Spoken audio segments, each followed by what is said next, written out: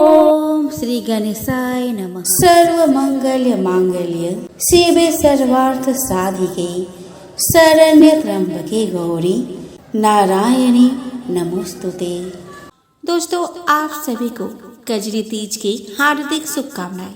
आपके घर में सुख समृद्धि की बरसात हो, माँ लक्ष्मी का वास हो, संकट का विनाश हो, शांति का निवास हो। दोस्तों, आज इस वीडियो में मैं आपको सुनाने वाली हूँ कजरी तीज की पवित्र कथाएं। कजरी तीज का त्योहार बड़ी उल्लास एवं उमंग के साथ मनाया जाता है। भाद्र मास के तृतीया को कजरी तीज का त्योहार मनाया जाता है। कजरी तीज को बूढ़ी तीज, सातुरी तीज भी कहा जाता है। इस दिन महिलाएं अपने पति की लंबी उम्र और सुख समृद्धि के लिए पूर्ण विधि विधान से व्रत करती है। पूरे साल में कजरी तीज के अलावा भी हरियाली तीज भी मनाई जाती है। कजरी तीज की कथा के अनुसार इसी दिन भगवान महादेव से विवाह के लिए कठोर तपस्या के फलस्वरूप माँ पार्वती ने भगवान शिव को प्राप्त किया था। इस दिन माँ पार्वती व भोलेनाथ की पूजा की जाती है। इस दिन महिलाएं चने, मूंग की दाल, बेसन, चावल आदि के सत्तू बनाती है। आइए दोस्तों, अब हम जान लेते हैं कजरी तीज की पूजन विधि के बारे में। कजरी तीज की पूजन करने के लिए सर्वप्रथम पूजा के लिए समस्त जरूरी वस्तुओं को एक थाली में सजा ले। उस थाली में मौली, अक्षत, बिंदी, मेहंदी, पुष्प, रोली, बतासे, इत्र, दीपक, धूप, गुड़, नीम की टहनी, कच्चा दूध आदि ले। अब भगवान गणेश जी को मन में प्रणाम कर मिट्टी व गोबर से दीवार के किनारे तालाब, तलाई के जैसे आकृति बनाए। घी और गुड़ से अच्छी तरह से पाल को बांधा जाता है और उसके समीप ही नीम के टहनी को अच्छे से रूप देते हैं, जो तालाब और तलाई के जैसे आकृति बनाई गई है। उस तालाब या तलाई में कच्चा दूध और जल डाल देते हैं। इसके पश्चात दीपक प्रज्वलित किया जाता है। एक थाली में नींबू, ककड़ी, केला, सेब, सत्तू को रख लेते हैं। सर्वप्रथम पूज्य श्री गणेश की पूजा करें। उनके मौली, अक्षत, धूप, पुष्प, इत्र व गुड़ बतासे अर्पित करें। इसके बाद पूजा का प्रारंभ निम्री माता जी को जल व रोली के छींटे देने से करें। फिर अक्षत अर्पण करें। अनामिका अंगुली से निम्री माता के पीछे दीवार पर मेहंदी, रोली की 13 बिंदियां लगाए। साथ ही काजल की 13 बिंदियां भी लगाए। काजल की बिंदियां तर्जनी अंगुली से लगाए।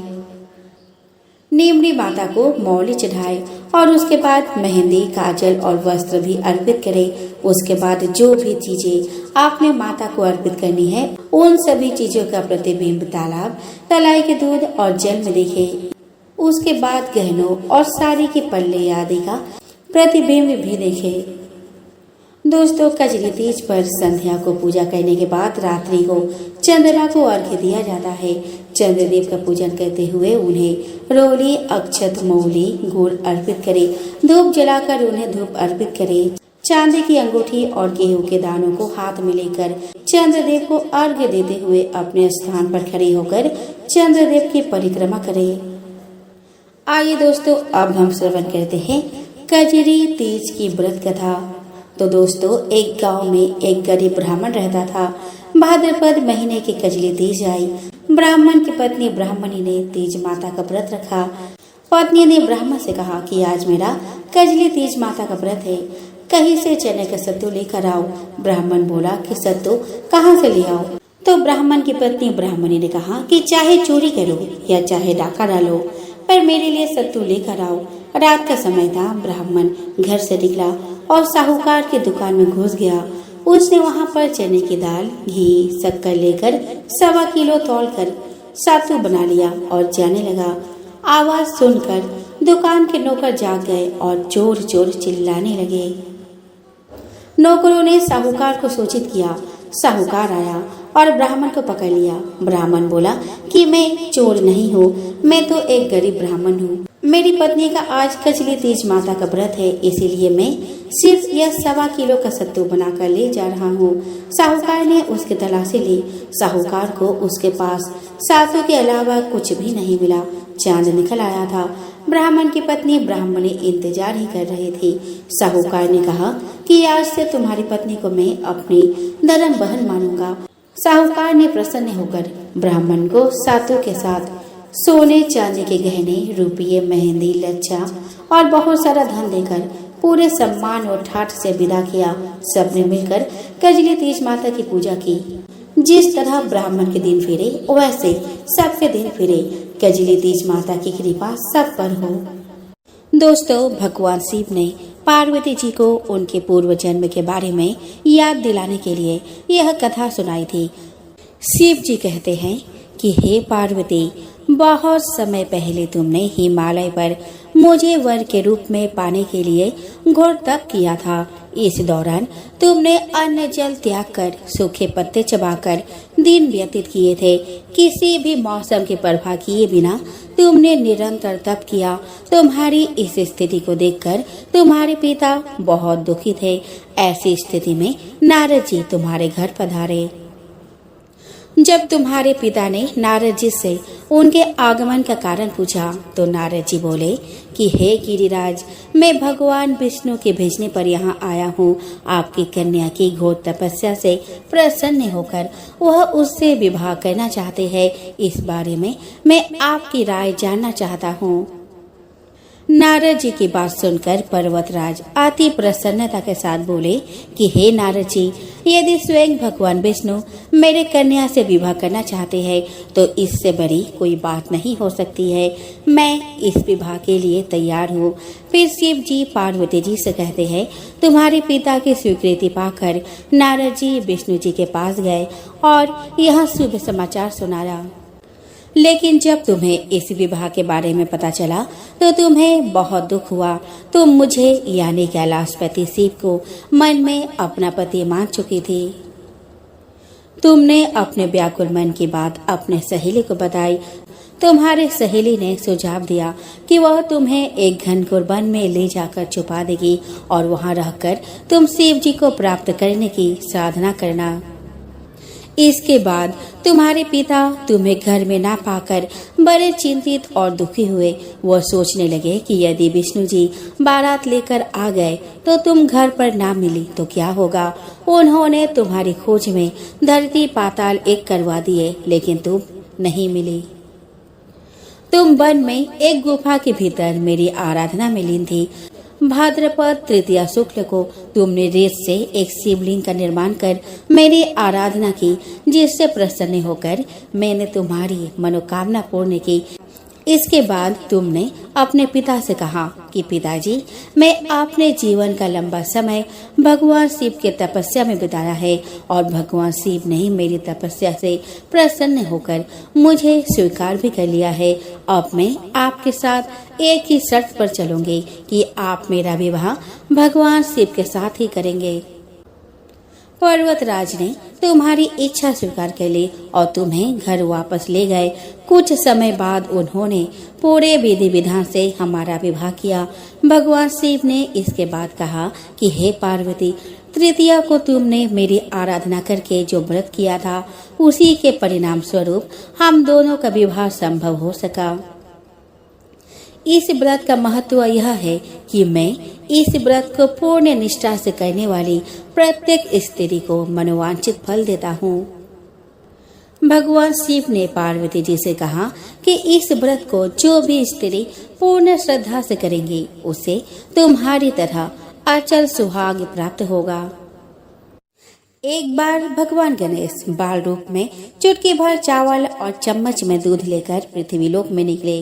वे सबको अपने खीर बनाने को कहते जा रहे थे, पर सबने उनकी बात को अनदेखा किया। इसी दौरान एक गरीब बुढ़िया उनकी खीर बनाना स्वीकार कर एक भोगना चूल्हे पर चढ़ा दिया। इस पर गणेश जी ने घर का सबसे बड़ा बर्तन चूल्हे पर चढ़ाने को कहा। बुढ़िया ने बाल लीला समझते हुए घर का बड़ा भगोना उस पर चढ़ा दिया। कुछ देर में ही एक चमत्कार हुआ। गणेश जी के दिए चावल और दूध बढ़ गए और पूरा भगोना उससे भर गया।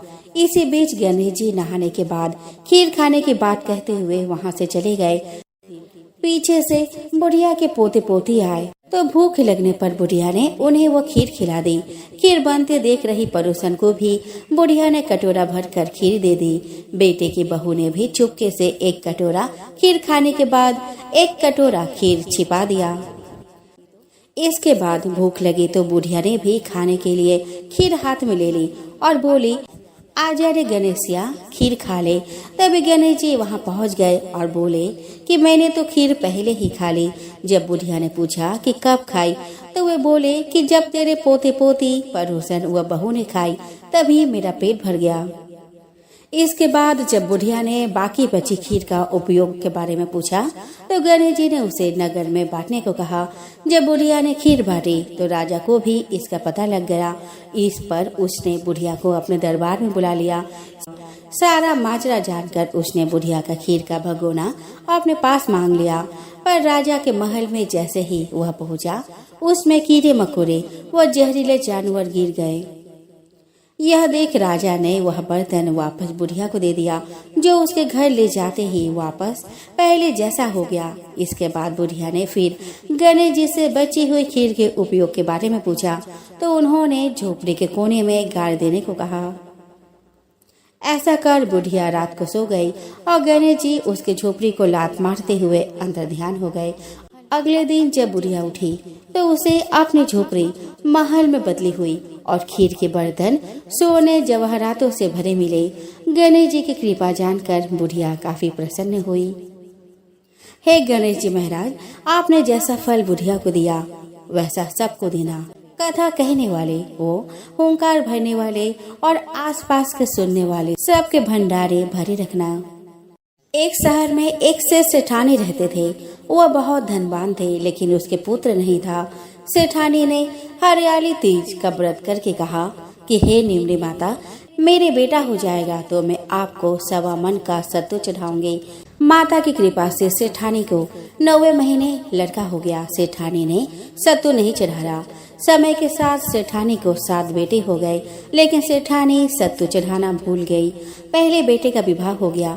सुहागरात के दिन सोया तो आधी रात को सांप ने आकर डस लिया और उसकी मृत्यु हो गई। इसी तरह उसके 6 बेटे की विवाह उपरांत मृत्यु हो गई। 7वें बेटे की सगाई आने लगी। सेठानी मना करने लगे तो गांव वालों के बहुत कहने व समझाने पर सेठानी बेटे की शादी के लिए तैयार हो गए। तब सेठानी ने कहा कि गांव वाले नहीं मानते हैं तो इसके सगाई दूर देश में करना। सेठ जी सगाई करने के लिए घर से चले और बहुत दूर एक गांव आए। वहाँ 4-5 लड़कियाँ खेल रही थी तो मिट्टी का घर बनाकर तोड़ रही थी। उनमें से एक लड़की ने कहा कि मैं अपना घर नहीं तोड़ूंगी।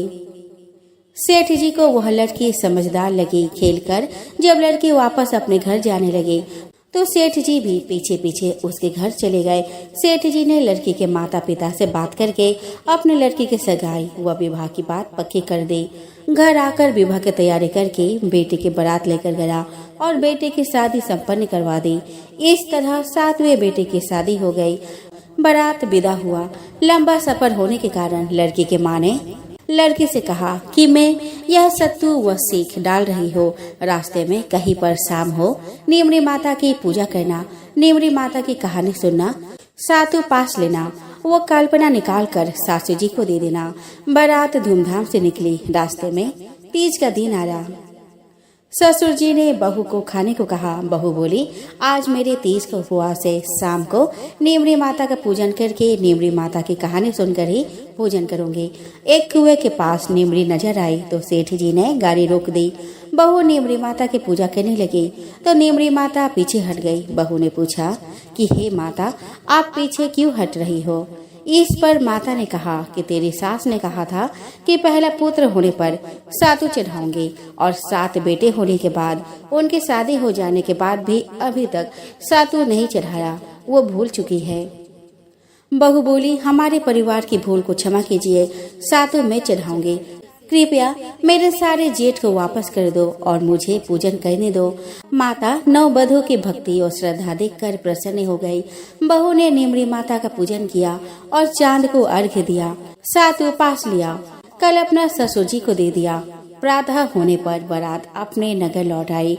जैसे ही बहू ने ससुराल में प्रवेश किया, उसके 6 जेठ प्रकट हो गए। सभी बड़े खुश हुए। उन सभी को गाजे बाजे के साथ घर में लाया गया। सासू बहू के पैर पकड़कर धन्यवाद करने लगी तो बहू बोली कि सासू जी, आप ये क्या करते हो? जो बोलवा करी है उसे याद कीजिए। सासू जी बोली, मुझे तो याद नहीं, तू ही बता दे। बहू बोली, आपने नेवरी माता के सातों चढ़ाने का बोला था, सो पूरा नहीं किया। तब सासू को याद आई, 12 महीने बाद जब हरियाली तीज आई, सभी ने मिलकर 7.25 मन का सातों तीज माता को चढ़ाया। श्रद्धा और भक्ति भाव से गाजे बाजे के साथ नेमरी माता की पूजा की, बोलवा पूरी की। हे भगवान, उनके आनंद हुआ वैसे सत्य हुए, खोटे की खरी अधूरी की पूरी। बोलो नीमरी माता की जय। एक था लपसी और एक था तपसी। तपसी भगवान की तपस्या में लीन रहता था।